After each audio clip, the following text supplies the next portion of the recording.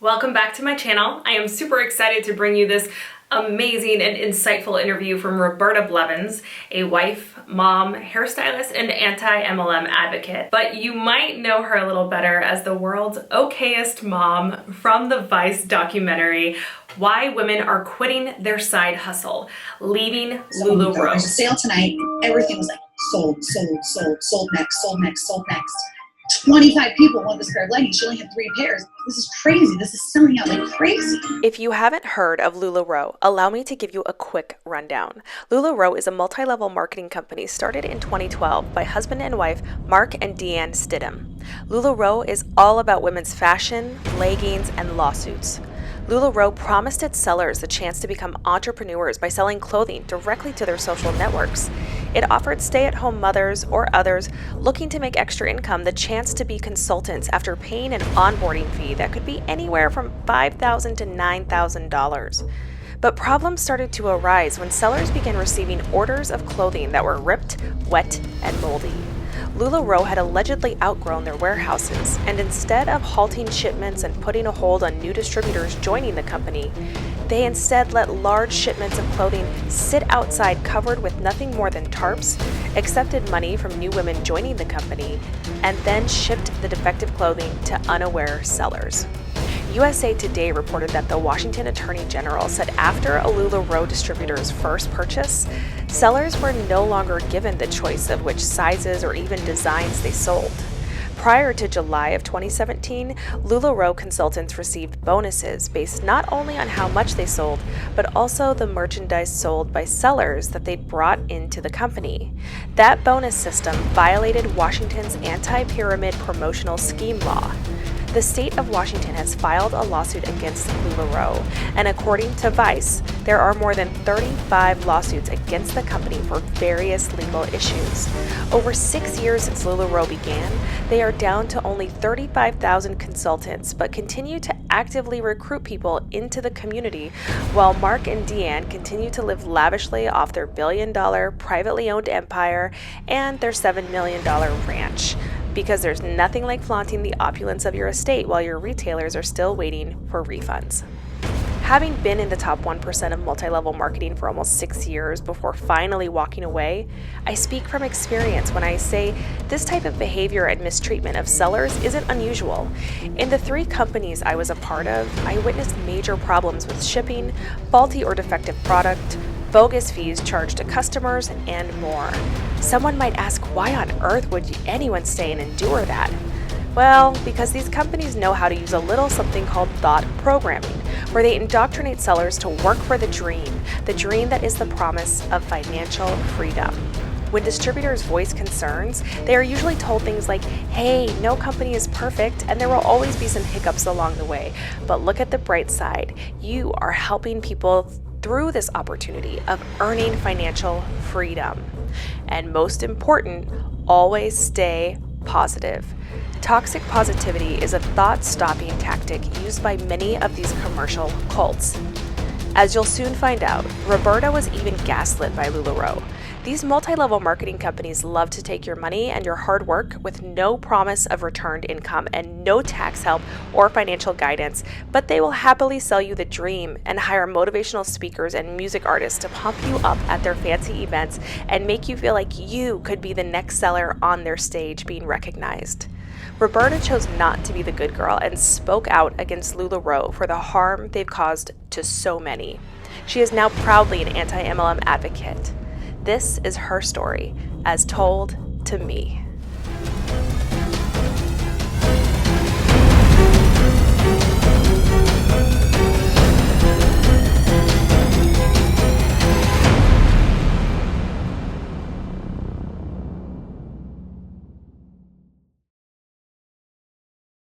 So you and I have very similar backgrounds in network marketing, multi-level marketing. It's all the same thing.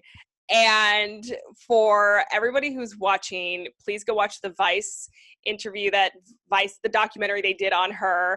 I'll link it below because that was incredible. So I'm not going to go into every little detail of your story. They covered it amazingly.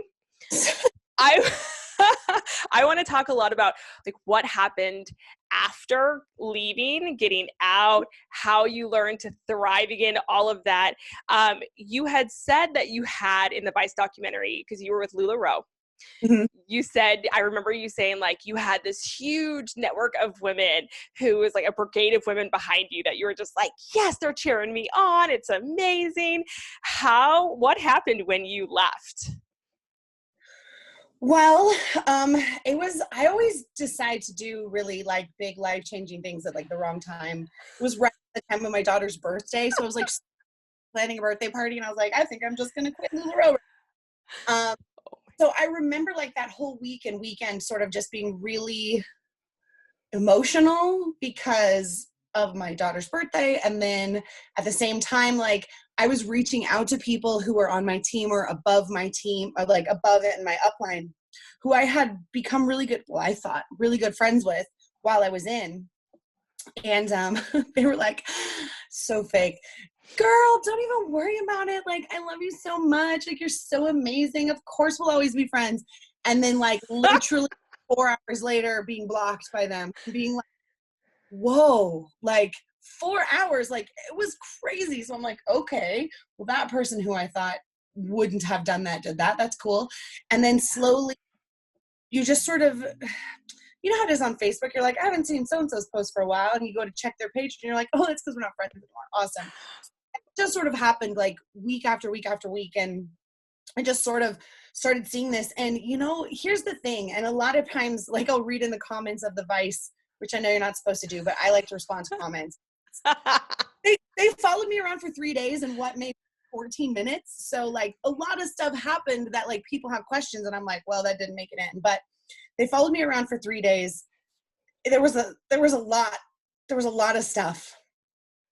And I totally don't even remember where my train of thought is going. Like I'm just you're fine. We were talking about when you left and the women, like those who were all cheering you on, because that's a big draw in network marketing for me. I remember feeling like, oh my gosh, I have this amazing support system I've never had before. Like these women we're a sisterhood.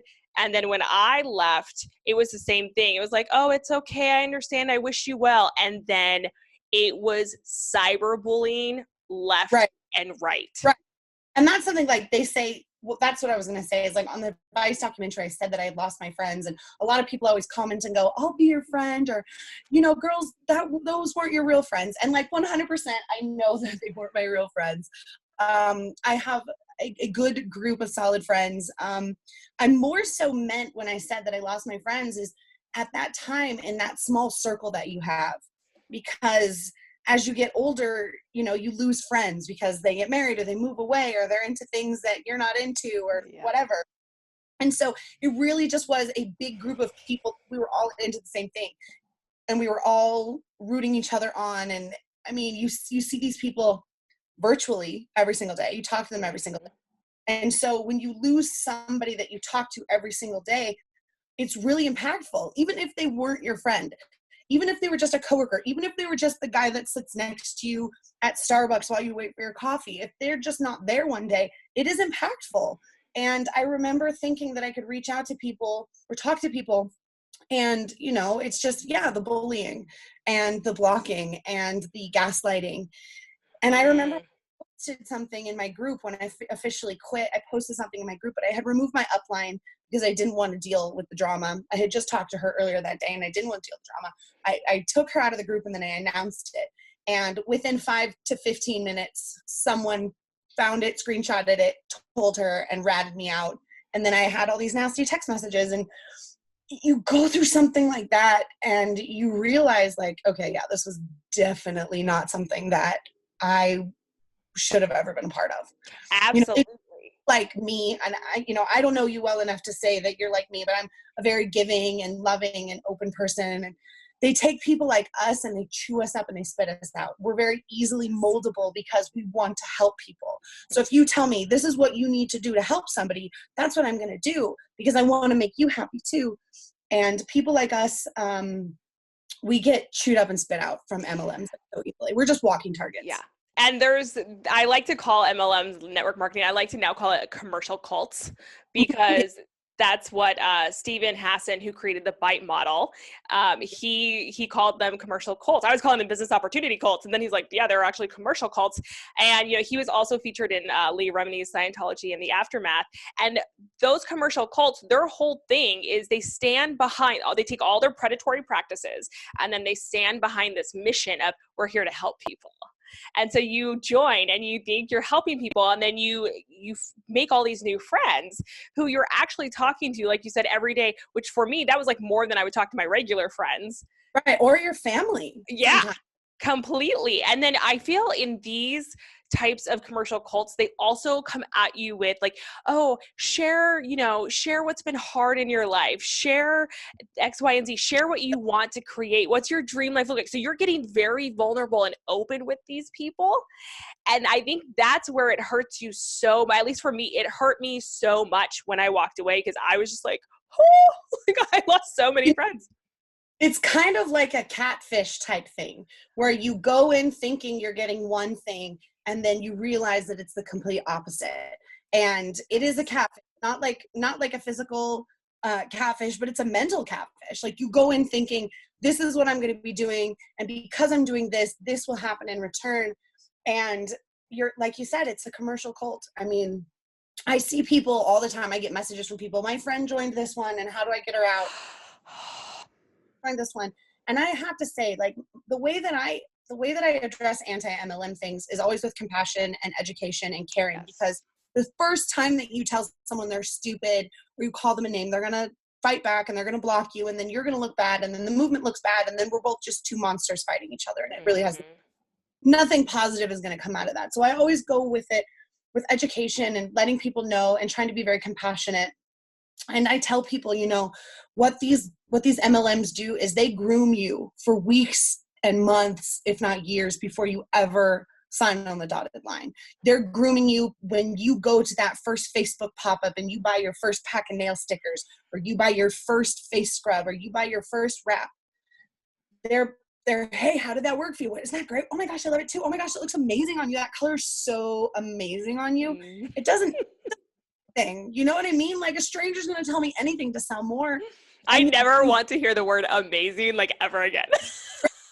Build this repertoire with this person who then slowly is like, you know what, girl? I think that you'd be amazing at this business. And you're like, oh, someone believes in me. And it goes from there. And it's not necessarily that, like, people in your real life don't believe in you, but the people in your real life know you. They're like, you don't want to sell nail stickers on the internet. They're like, but I think I can. And you're like, okay, you probably can, but why would you want to? And they turn that rational reasoning from people who love you and know you into this toxic positivity. Like, if they really loved you, they would support you no matter what. If they really cared about you, your family doesn't really care about you. The only people that care about you are us. And they get it. I was told to find a new husband because my husband was not on board with Lularoe. Oh yeah. Well, I look back and I even think about what I told people, and I'm like, oh my gosh, like, because it was under the guise of toxic positivity, which if you look at the definition of cults, and cult like organizations, they always encourage black and white thinking. It's us versus them. And anyone on the outside who has left us is shunned, and anyone who has not been with us yet needs saved. Right. And anybody who isn't for you is against you. Right. Even family, it's complete toxic positivity. No gray at all. None. Don't support me, you hate me. And if you hate me, I can't have you in my life. Yes. And what I've noticed, which now we're able to see it because we're on the other side.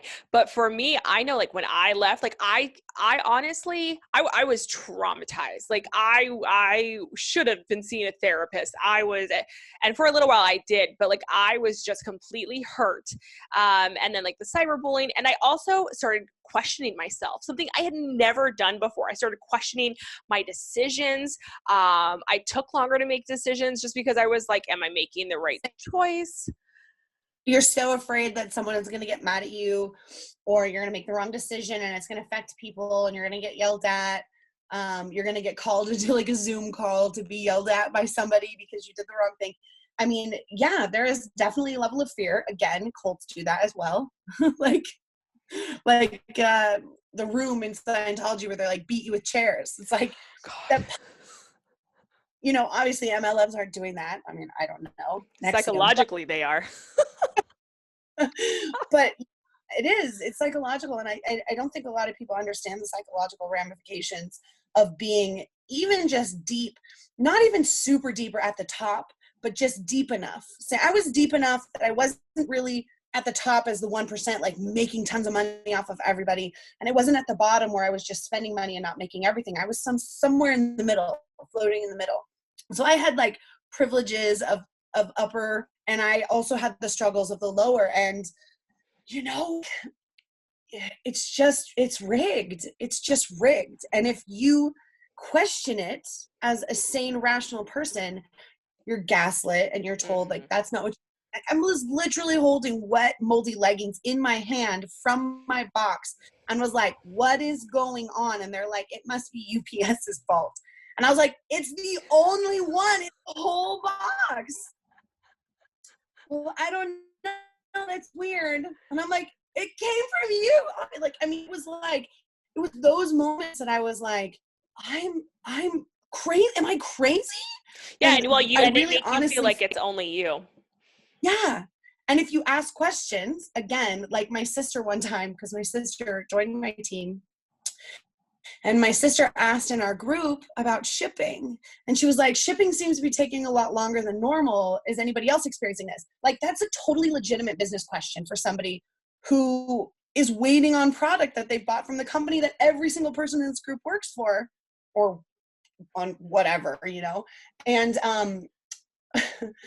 my upline deleted my sister's post and then messaged me and told me that I needed to handle my sister because my sister was being negative, and there were people in the group that had not yet onboarded, and she didn't want my sister's negative fear-mongering comment to affect them and not make them want to onboard with Lularoe. I was like, I just like messaged my sister and I was like, hey, you know, she deleted your post for some reason, but I'm also experiencing the same thing. Give it a couple more days, and if you don't hear anything, like reach out to home. And that's the type of psychological problems that happen too when people in groups are deleting posts and being like, stop being negative. It really weighs down on you. It's a type of like mean girl thing, honestly. And for me, I remember thinking like the anti-MLM community, I was so turned off by them because I'm like, they're just mean girls on the opposite end of the spectrum. Not all of them, but a lot of them were just making fun of these people. And I'm like, I wasn't like, yeah, I was in the top 1%, but I wasn't trying to hurt people. And that's like what they were saying we did. Or they were saying things like, oh, well, all their products horrible and they know it's horrible.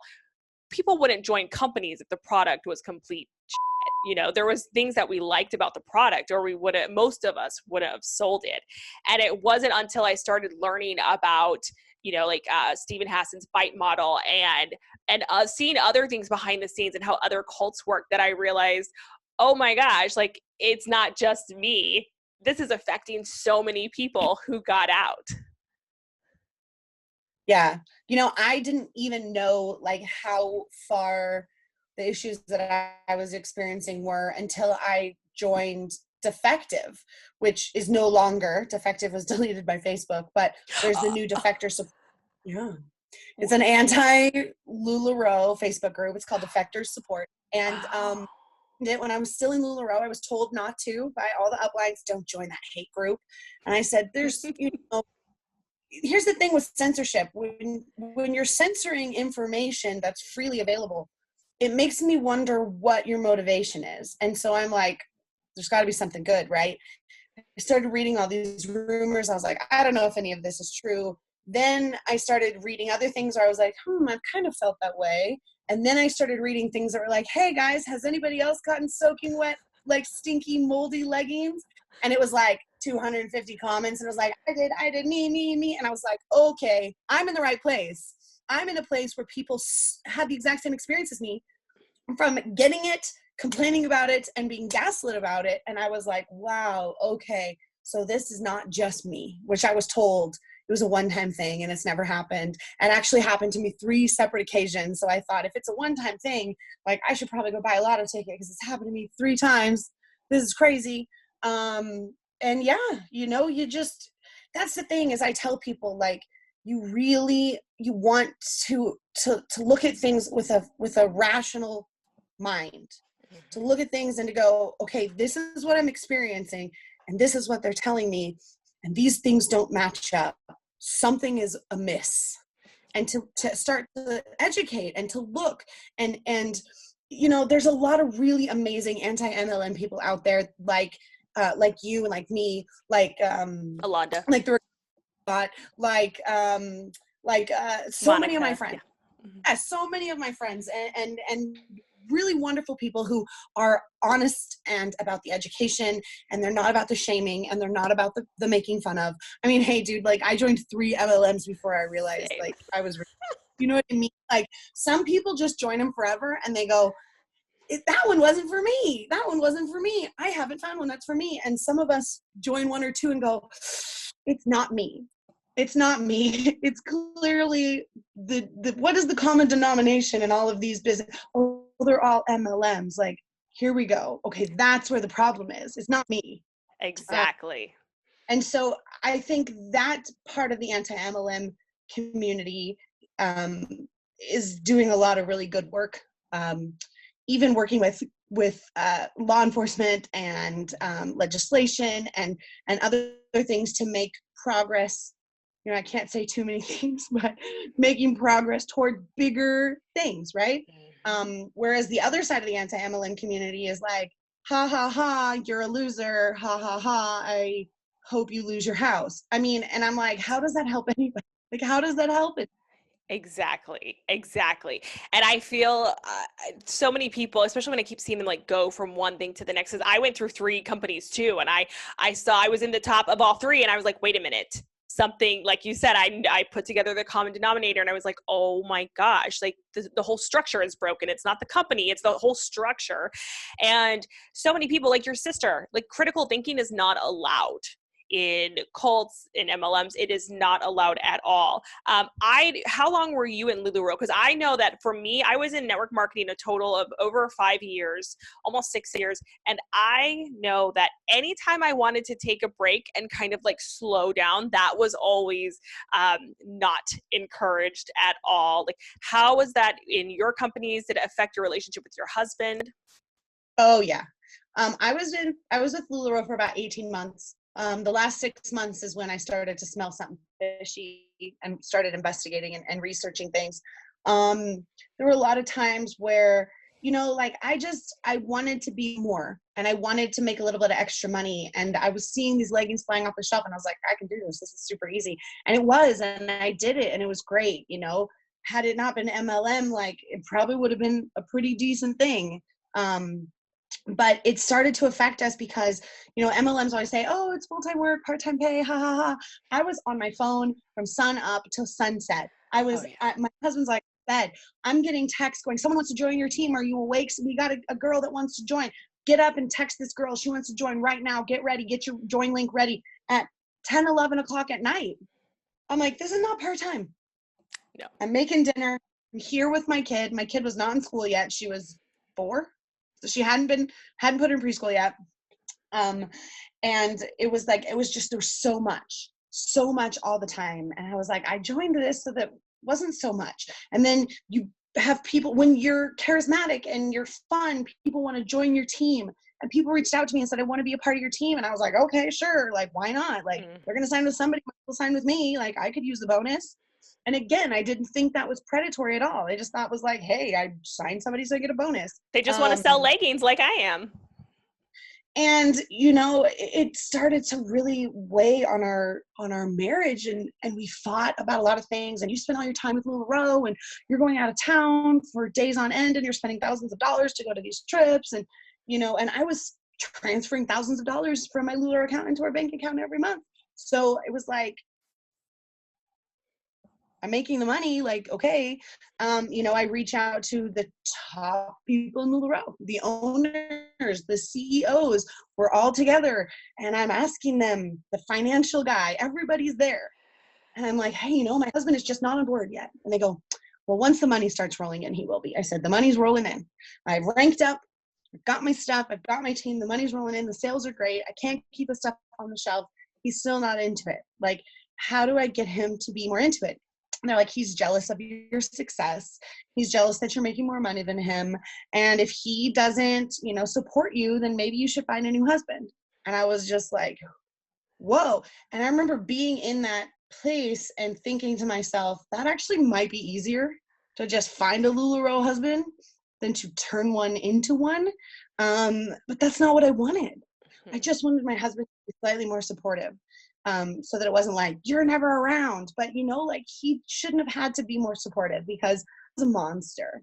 And, you know, I look back on that now, I have a lot of guilt. I have a lot of anxiety and depression over it. I feel like I lost the first school year of my daughter's life. I was so busy. I couldn't be in the classroom. I never got to be a parent, teacher, anything. I wasn't in the PTA. I didn't get to do that. I was so busy. It was like drop her off, go back, ship all day, take photos all day, unpack things all day. It was insane. And, you know, it puts a lot of relationship strain on you and your friends. Your regular friends are like, I don't want to hear about Lularoe. It's all you talk about.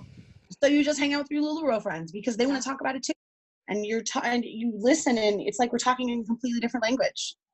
And it's a cult. I remember sitting on the, after I had decided to leave Lularoe, I'm not necessarily sure if I had pulled the plug or not yet, but I was sitting on the couch and we were watching the Scientology Aftermath. I'm sitting there, I'm obsessed with like all this. I'm obsessed with it. I hope you love this interview. Stay tuned for part 2. It'll be coming out soon. And hit Roberta up on social media. Let her know your thoughts. She's an amazing person, an amazing woman, and she is doing so much for the anti-MLM community.